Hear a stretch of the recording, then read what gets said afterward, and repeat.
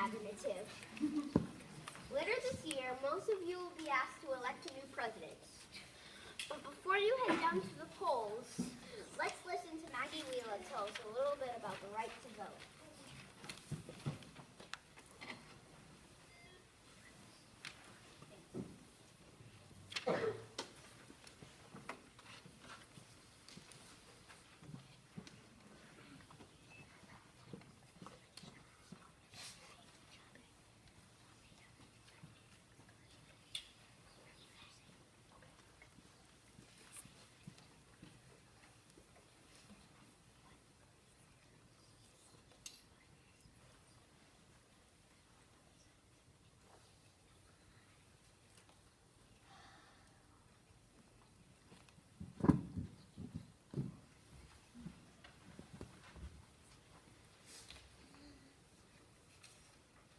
I first got interested in women and voting a few years ago when I watched a movie called Iron-Jawed Angels.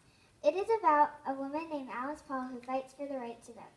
Even though in the end of the movie women get the right to vote, still not very women do vote. In fact, in the 2012 election, only 55% of women actually did vote. That would be about half of them. I'm here to tell you why all women should vote. My first reason is because so many women suffered. And even from the very beginning, men still didn't think of women, right? And they were writing the Constitution. John Adams was reminded by his wife to remember the woman, but they didn't. Then Susan B. Anthony and Elizabeth Cady Stanton met at the Seneca Falls Convention and started forming groups of women to campaign for the right. They never succeeded, though. Well, I guess Susan B. Anthony did vote, but she was arrested and thrown in jail for it.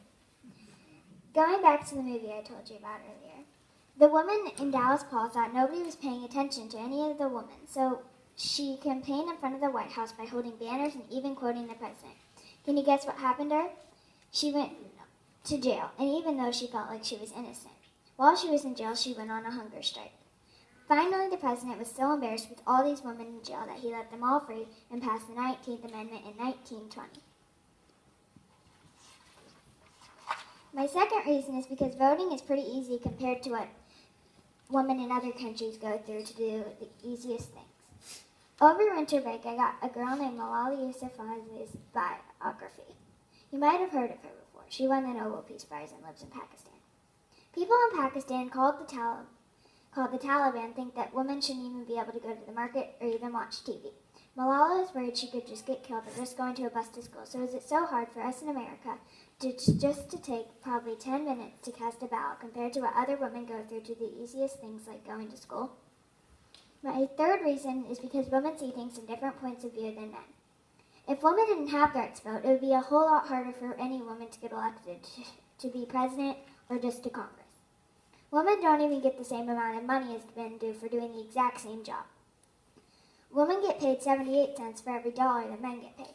Things have changed a lot since the times of Elizabeth Cady Stanton and Susan B. Anthony, but there are still some jobs that women haven't done. The first woman football referee started just last year, and the first woman assistant coach in the NFL started yesterday. Women might see things from a different point of view and feel strongly about different things that aren't fair, not just to women, but to men too. Voting isn't just a right, it's a responsibility. Women haven't been voting very long, and it's a responsibility women have earned, and we should treat it that way. And I hope in November, when we get the new president, that everybody will all vote for a president in the 2016 election. Thank you.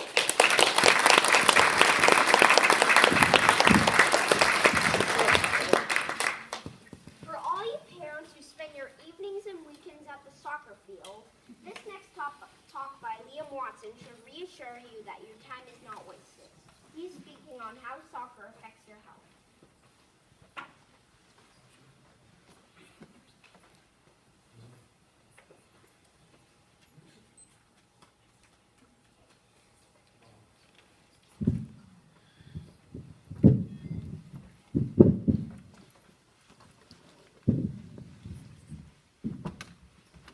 Hi, my name is Liam Watson, and my speech is about how soccer affects your health. Soccer affects your health in many different ways, starting with flexibility.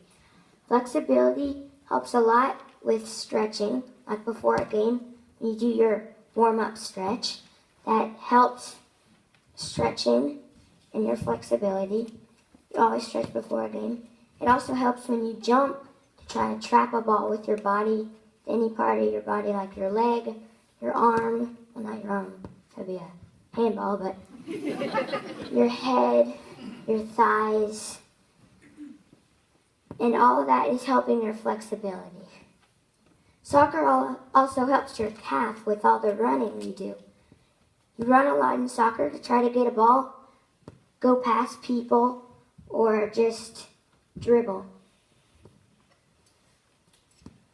It also helps your calf strength.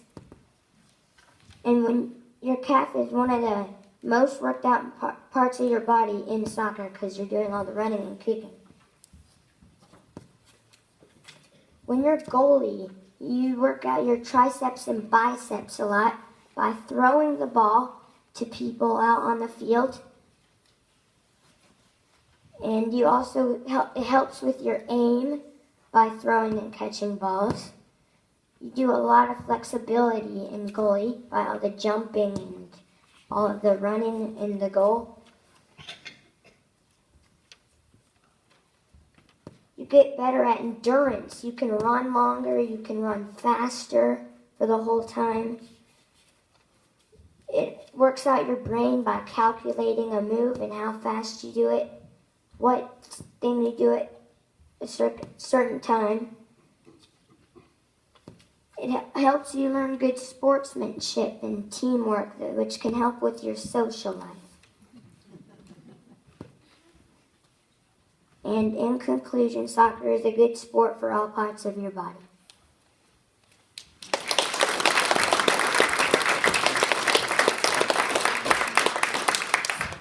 Based on how cold it's been lately, most of you may welcome a little global warming right about now. So to warm us up, Maggie Winter is going to share with us about our topic, global warming.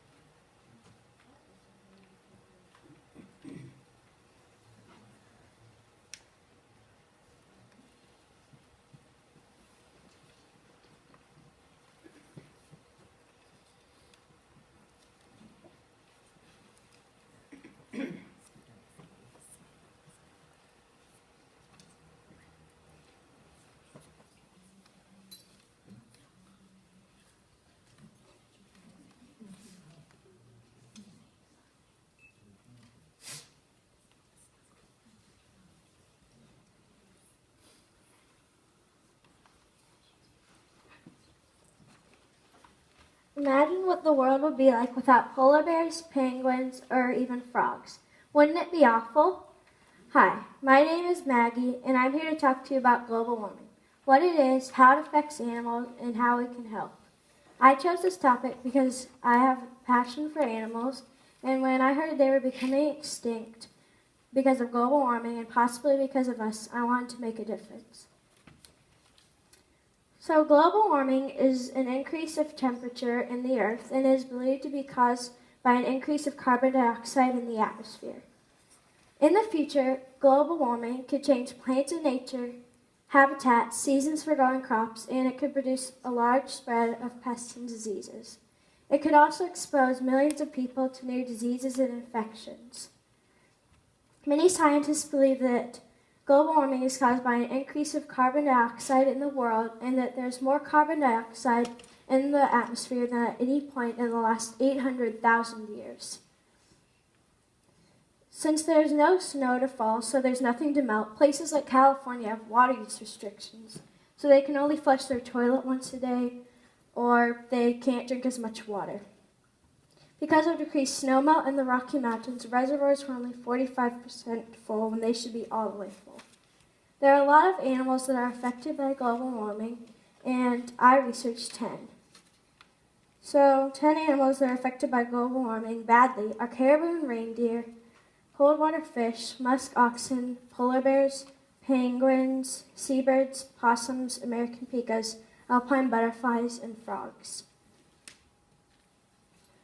Caribou and reindeer live in colder habitats, so warmer weather can make it hard for them to survive. The rapid melting of sea ice can affect Adelie and emperor penguins, because they drop off of ice shelves, and so as the ice is melting, they don't have as much food.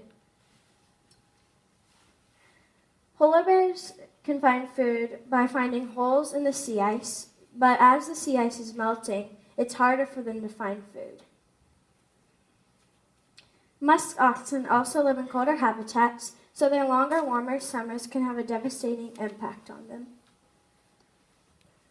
Cold water fish like cod and salmon, or like this orange one, can be affected because the water temperature is rising, so they have to find habitable water, and plankton are descending low to the ocean.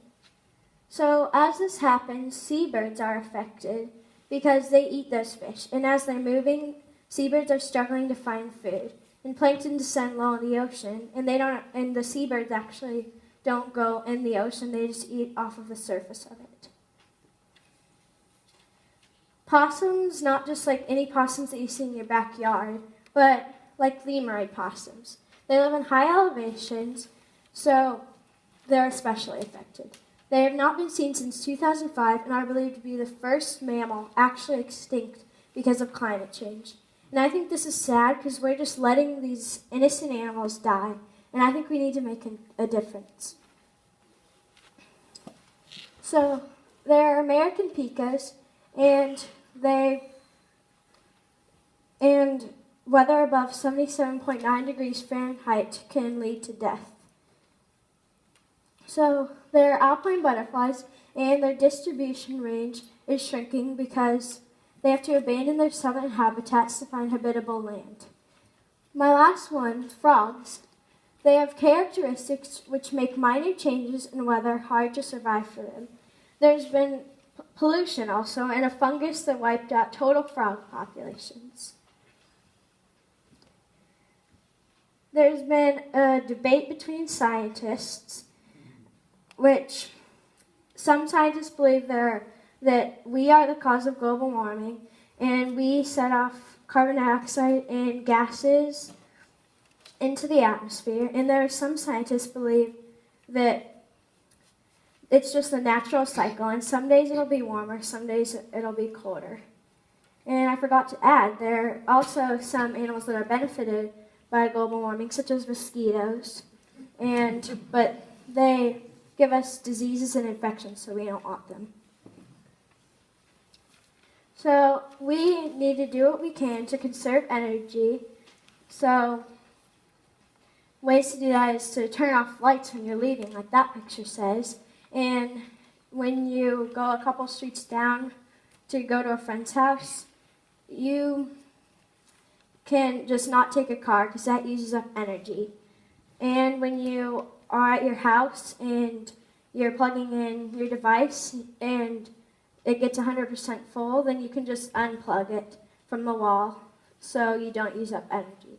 There are a lot of other ways to conserve energy, but if we all work together and if we all do our share of work, I think we can make a difference in animals' lives and our lives even. So we can stop animals from becoming extinct. Thank you. Okay.